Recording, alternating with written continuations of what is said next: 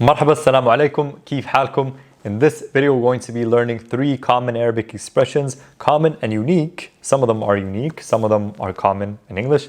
But as well, we're also going to be learning their responses. A lot of times, we hear a word or someone tells us something, we're like, oh, I recognize that word, I know what it means, but I don't know how to necessarily respond to it. And this is something a lot of my students tell me. They'll say, okay, I know what this person said, but I get nervous because I don't know how to respond. Now the good news is with a lot of these, you can simply respond with shukran. Shukran means thank you, as we know. But if you want to sound more like a native speaker, each of these kind of has an optimal response to them. Okay, and that's what we're going to be learning in this video. Okay, yalla. Okay, the first expression we have is Mabrook. Again, Mabrook. Mabrook is basically congrats. Congrats or congratulations, used pretty much the same way you would use it in the same context as English. Mabrook, someone gets married. Mabrook, someone graduates. Mabrook, someone achieves something. Mabrook. Okay? Response, again, you could say shukran, but to sound more fancy and more like an Arab speaker, you would say Allah ibarik feek.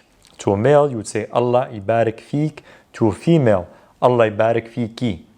Okay? So the same beginning, Allah ibarik, but the endings, feek to a male, feeki to a female. Okay? So that's our first expression or word. Okay? Next up, we have the word na'iman, one of my personal favorites. This you would tell someone after they've had a haircut or after they've had a shower. Very common for us in the household, between your family members, someone comes out of the shower, na'iman. Also, if someone has had a haircut, na'iman, very nice thing to say. Essentially, I guess the closest English equivalent is like nice haircut, looking fresh, things of that nature. Na'iman. So if you want to impress someone or impress your Arabic speaking friends, if you notice someone had a haircut, drop a na'iman in there, and they will like that. I think they will like that. Hopefully they will like that. It's something very nice to say. Now the response, Allah yin'am alayk to a male, Allah yin'am alayki to a female. Okay, so again, na'iman, response if to a male, if you're talking to a male, you would say Allah yin'am alayk. If you're talking to a female, Allah yin'am alayki. Allah yin'am alayki. Okay? So there you have it. That's the second phrase. Our third phrase, very, I would say unique to Arabic, is ya'tik al-aafyeh. Again, ya'tik al-aafyeh. Al-aafyeh can be translated as well-being and health, essentially. So, and this expression, ya'tik is essentially referring to may God. So the full expression is Allah ya'tik al-aafyeh. May God give you health and well-being. And typically we'd use this when someone, has had a long day and they said, you know what, today I worked 14 hours, I had 2 different shifts, I picked up if they're basically having a very long day and it's been like, not necessarily horrible, but just very exhausting, Allah ya'tik al-aafyeh, ya'tik al-aafyeh. Okay? It's like, oh man, ya'tik al-aafyeh. May God give you like health and well-being, essentially wellness. Okay, ya'tik al-aafyeh. Response, Allah ya'afik to a male, and Allah ya'afiki to a female. Again, Allah ya'afik to a male, Allah ya'afiki to a female.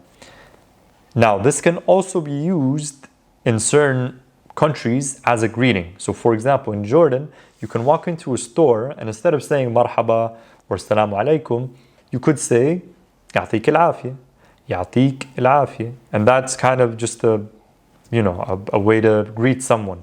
And it's the biggest, the most common example that I would have in my mind is if you're walking into a store and the people working there or the person working there, and you would tell them ya'tik al-aafyeh, or before asking a question, ya'tik al-aafyeh, when blah blah blah, when il blah blah blah. Okay, ya'tik al-aafyeh. Tamam. And in that context, he doesn't necessarily have to respond because you're using it just as a quick greeting. But if someone, again, if someone is complaining from having a bad day, or they're complain, or they're talking about how exhausting of a day they've had, or something that involved a lot of work. Oh, يعطيك العافية. And they would respond, Allah يعافيك, or Allah يعافيكي. Now, the only thing I would add to that also is if you're talking to a female, it's يعطيكي العافية. But again, it's one of those things that's not really clear, or it's a very subtle difference, because already when I'm talking to, when I'm saying the male version, يعطيك العافية, there's an il following يعطيك, so it kind of sounds like يعطيكي anyway. So don't worry too much if if you're having trouble memorizing, what's the male version, what's the female version, because they sound very similar. يعطيك العافية, يعطيكي العافية, right? Because there's an I sound right after, so it connects. But responses, Allah يعافيك, Allah يعافيكي.